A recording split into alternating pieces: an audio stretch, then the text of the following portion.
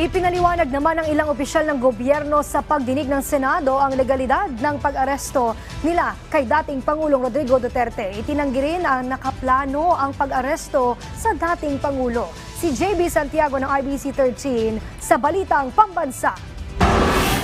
Nilinaw ng ating law enforcement agencies sa Senate Committee on Foreign Relations hearing ngayong araw na wala silang naging koordinasyon sa International Criminal Court o ICC at hindi nila pinlano ang pag-aresto kay dating Pangulong Rodrigo Duterte bago lumabas ang warrant laban sa kanya. Ayon kay DILG Secretary John Vic Remulla, naghanda lang sila noong sinabi mismo ni Duterte sa Hong Kong na may nakaamba ng warrant laban sa kanya. Kumilos lang sila noong natanggap na nila ang ICC warrant noong March 11, 3 a.m. That is the nature of our job. We will always be prepared.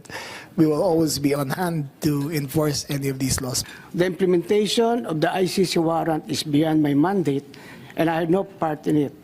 And may I also state for the record that I am not aware of any core group, nor am I a member of such group that allegedly planned and prepared for the arrest of former President Duterte.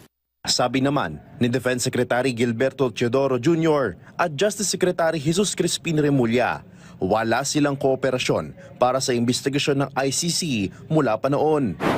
We did not, no government agency, the DND never cooperated with the ICC. Nobody ever identified themselves as the ICC when they entered our country, if ever they entered our country. Suportado rin siya sa sinabi ni Pangulong Ferdinand Marcos Jr. na noon hindi mangingialam ang Pilipinas sa ICC. Pero dahil sa request ng Interpol na hulihin si Duterte, kailangang sumunod. Lahat tayo nagbabago ng pag-iisip sa pagdaan po ng panahon. Okay. Tayo po ay natututo naman ng unti-unti at nauunawaan natin ng gusto ang mga pangyayari sa paligid natin.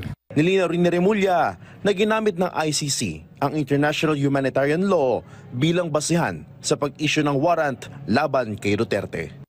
Mula sa IBC 13, JB Santiago para sa Balitang Pambansa.